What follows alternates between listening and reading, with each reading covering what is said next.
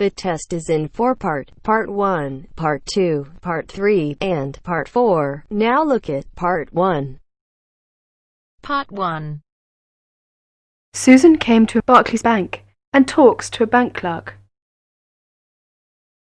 First, you have some time to look at questions 1 to 6.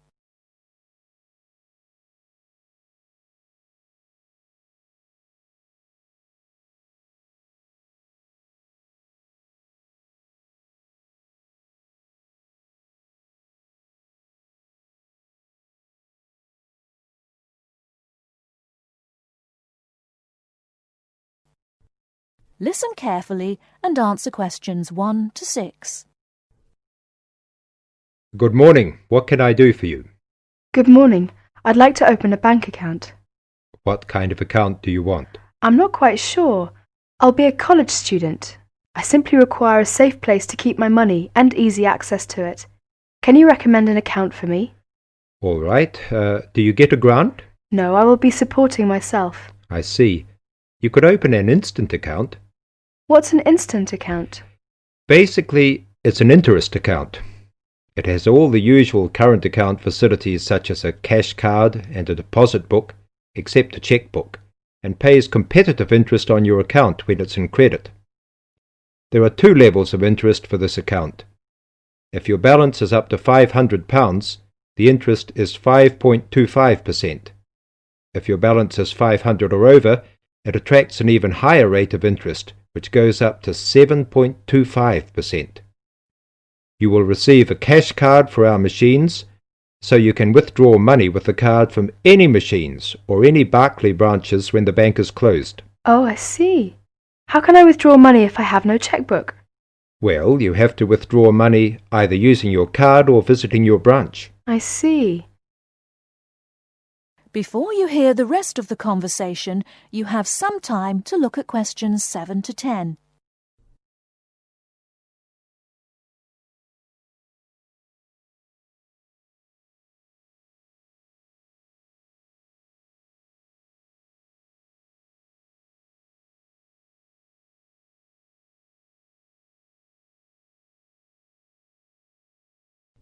Now listen and answer questions 7 to 10. How can I find out how much money I have in my account? You can ask your branch and tell them how often you would like to receive your statement, which provides you with a permanent record of income and expenditure. It will show every transaction on your account and the balance remaining at the end of each day. You can also use your cash card to check your balance. That's fine. I think I'll open an instant account. That is the end of Part 1. You now have half a minute to check your answers.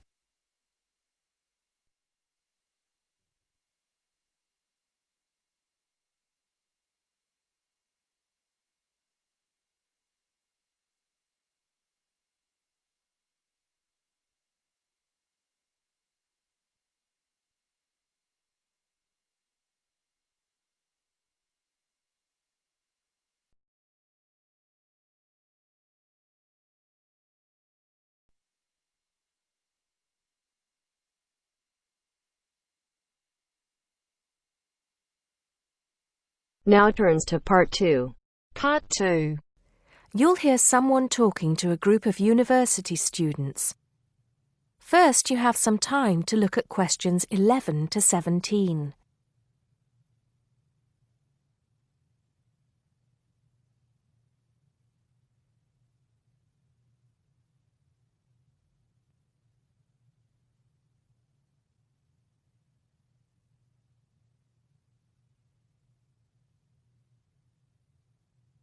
Now listen carefully and answer questions 11 to 17. Good morning, everybody, and welcome to Upton University. I hope you are settling in and beginning to find your way around. I know how confusing it can be when you start life at university, and that's why we have Freshers Week to help you find your feet. Before I go any further, I should perhaps introduce myself. My name is Sally Jackson, and I am the Secretary of the Students' Union, which has organized this week of events for you. You will usually find me in the office on the first floor of this building when I'm not attending lectures. Anyway, down to business. Of course, there are a few things that you are obliged to get done during your first week here. But once you've opened a bank account, if you haven't got one already, seen your director of studies to discuss which courses you are going to take, and signed up with a doctor, there will be plenty of time left to enjoy the events we have arranged for the week. And have we got a lot lined up for you? Throughout the week from Monday to Friday, every morning starting at 10 a.m., there will be orientation and welfare events. These will include tours of the campus, which, as you have probably noticed, is the size of a small town with 9,000 residential students, as well as sessions on developing study skills. We also have tours of Upton itself arranged for you, with a bus leaving from outside this building every afternoon at 5 o'clock. There are a number of interesting things to do and see in and around Upton, so you can expect visits to the castle and museum as well as the popular Ghost Walk. You'll need to sign up for this one, as numbers are limited. Just put your name on the list on the notice board in the entrance lobby. An important event is scheduled for Monday, that's the day after tomorrow, when we will be holding the academic fair. This is an opportunity for you to speak to students and academic staff about the courses that are on offer. The academic fair starts at 1 o'clock, by the way. There are a couple of other fairs that I think will interest you. First of all, we have the Societies Fair on Tuesday the 16th, which I think is an absolute must. You might not believe it, but the university has over 150 societies and sports clubs you can sign up for, so you are sure to find something of interest to you. That also starts at 1 o'clock, and it will be here in the Union Building. Also in this building is the Trade Fair on Wednesday from 2 until 5 in the afternoon. This one might sound a bit strange because you will find a load of banks and other businesses here trying to get your custom. You will find plenty of bargains and, best of all, a lot of the businesses give away stuff for free. Before you hear the rest of the talk, you have some time to look at questions 18 to 20.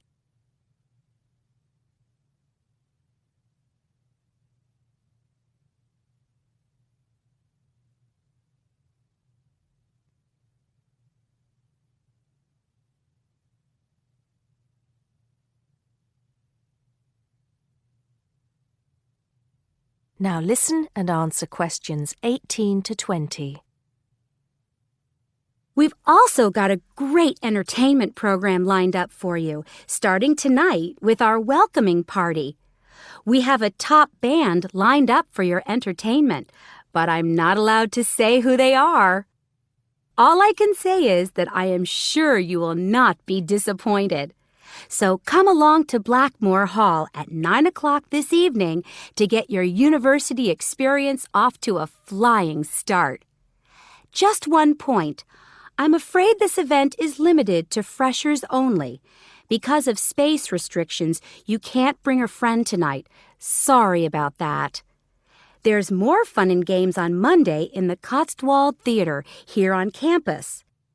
We have booked two of the cleverest comedians in the country, Paul Frazier and Jenny Brown, for a 3-hour show. Paul has assured us that he and Jenny have packed the show with new material, and as they always get rave reviews for their shows, I think we can look forward to an evening of great entertainment. That's in the Cotswold Theater on Monday evening at 7:30. Moving along a bit, on Thursday there is an important date for your diaries. This is the official Freshers opening ceremony, when the Dean welcomes you to Upton University.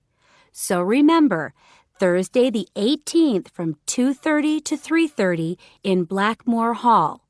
You certainly should go to this one, and by the way, light refreshments will be available. At the end of the week, on Saturday, you have the chance to dress up in your smartest evening wear for the official Freshers' Ball. Actually, although it's called a ball, it is quite a relaxed affair, so we are more than happy if you turn up wearing jeans and a t-shirt.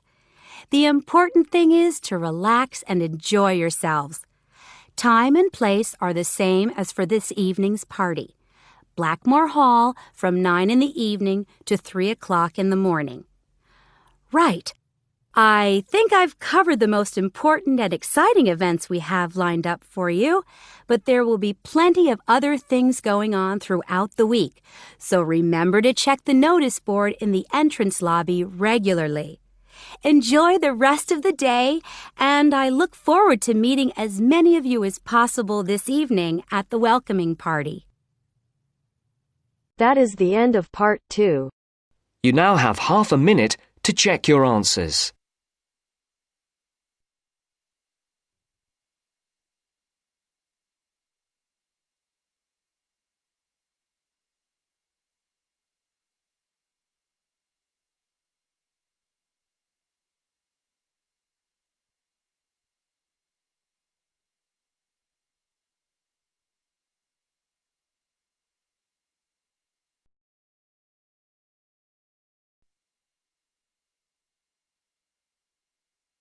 Now turns to part 3. Part 3. You will hear a tutor and 2 students discussing the best ways to study. First, you have some time to look at questions 21 to 25.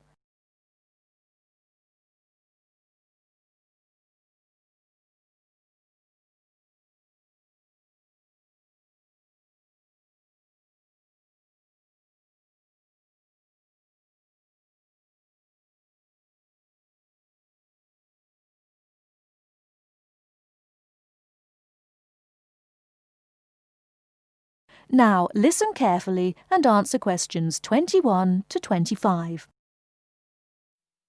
Well, how are you both settling in? Fine. Yes, no problems. So far, anyway. Good. Remember that as your personal tutor, I'm here to help you if you do have any difficulties. Now, as you know, lectures start on Monday, so I thought we'd look at a few ways of making the most of them, especially in terms of the notes you take. Let's begin by thinking about what you can do before you even go to the lecture. Any ideas? Make sure you're up to date with all the background reading, so you know plenty about the subject already. Yes, that's essential. The lecturer will assume you have that knowledge. Anything else, Carlos? Well, check what the topic's going to be. Of the lecture, that is. I'd go a bit further than that and consider what the content may be. Then you could ask yourself some questions that you want answering and listen out for the relevant information during the lecture. OK. Now that brings us to the lecture itself and the actual business of writing notes. But there's a lot to deal with there, so we'll come back to that later. What I'd like to do for the moment is continue with the process of note-taking and move on to the next stage. Any suggestions for what that might be? When the lecture is over, you mean? Yes, once you're able to sit down somewhere quiet with your notes. Read them? More than that, you need to make sure they'll still make sense to you weeks, months later. Edit them? Yes, that's what's needed. It's well worth spending a few minutes on it. Any missing words, anything difficult to read, things you didn't have time to jot down, now is the time to do so, while everything's still fresh in your mind. Right. And after that, when's the best time to revise them? When do you think, Carlos? I'd say just before the next lecture, in the same subject. Precisely.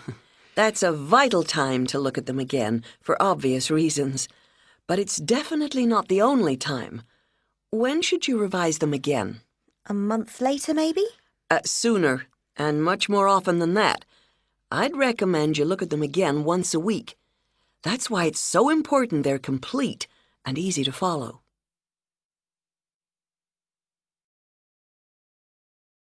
Before you hear the rest of the talk, you have some time to look at questions 26 to 30.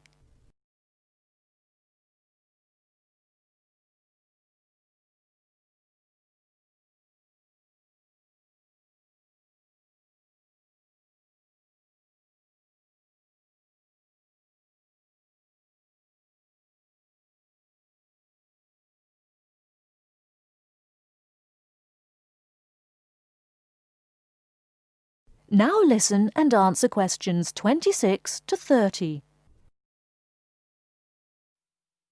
Right.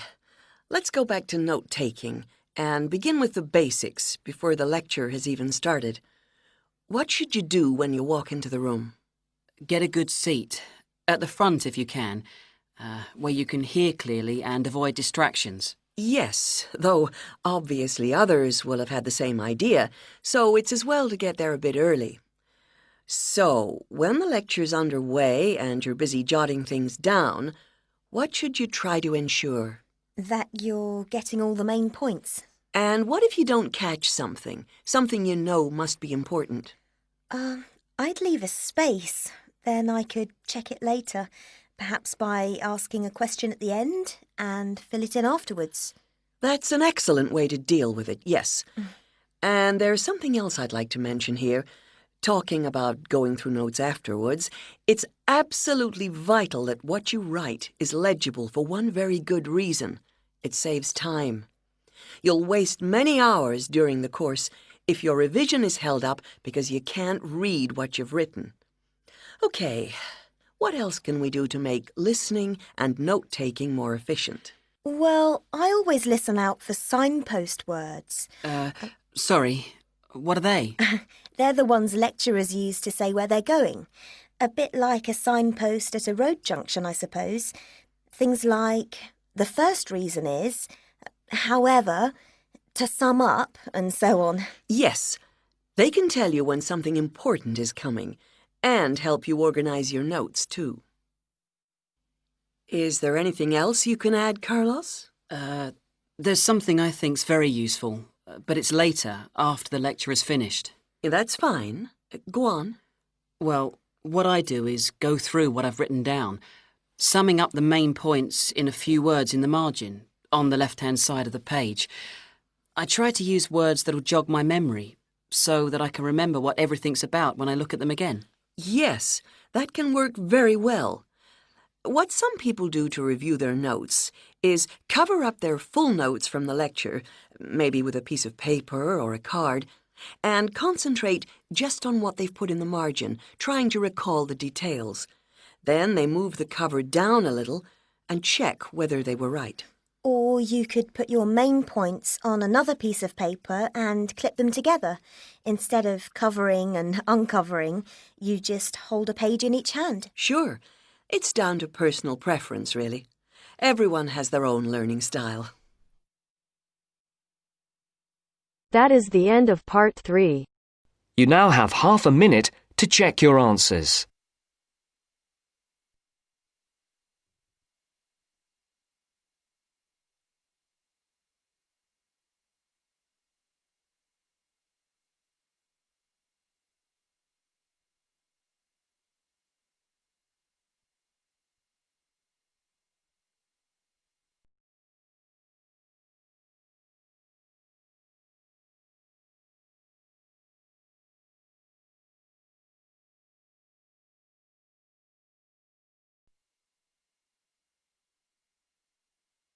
Now turns to part 4. Part 4. You will now hear a speaker talking about student loans. First, you have some time to look at questions 31 to 40.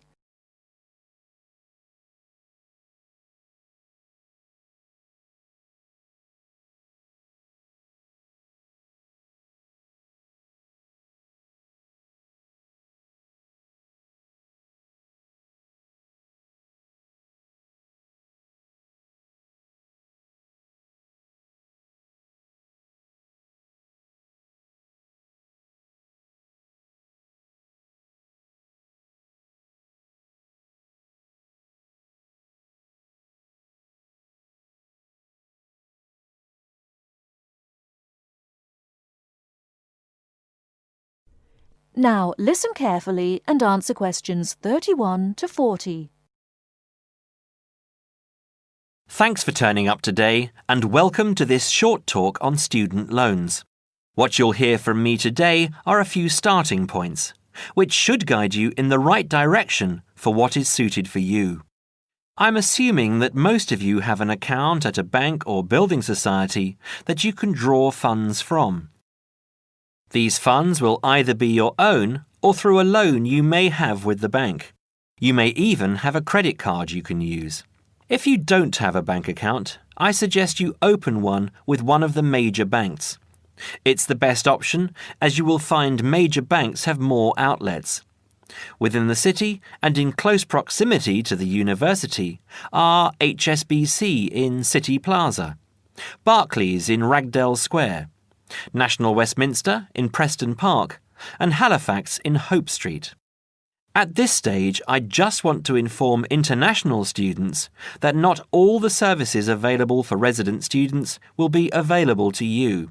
As international students, you need to provide documentation stating that you have funds available to see you through the duration of your study.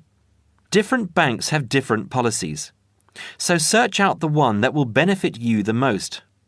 You will also need to provide a photocopy of your passport and certification of your enrolment in the university. The most common way of taking out a student loan is either through the university or through a banking institution. If you decide to go with the university, again, you need to supply a certification of enrolment and passport if you're an international student, or if you're a resident, you will only need the enrolment details. One word of warning is that you need to be clear on the interest you will be paying on your loan. The interest level through some universities is almost as much as the loan itself. So, if you borrow £10,000, you might have to pay back close to 20. Also, with student loans through the university, you have a limited time to pay them back, and this time is not flexible. You might have only 1 year. You might have 5. As I said, different universities have different policies. This university, for example, has an interest rate of 23.5%. It's quite high, but not as high as many of the other larger universities. The other option is to take out a loan through your bank. You will find that most banks will have lower interest rates than the university. They average roughly between 14.5 to 18.5%. Banks also give you an option of over how many years you want to make repayments. You can basically choose to pay it back in a year or in 10, even more if you are finding it difficult. Make sure you have an account with the bank you decide to go with. Either a current account or a savings account is enough. With either of these accounts, you can use your card to make withdrawals and deposits from automatic teller machines at any time, and make payments over the internet if you choose. You can also use Maestro, one of the systems which automatically take the money from your account at a time that you have specifically stated, and deposits it into a nominated account of your choice. You might decide to have £150 taken out each month, and each month this is what will happen. Also, check what fees apply with what services.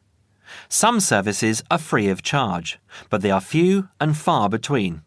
OK, so that's all from me.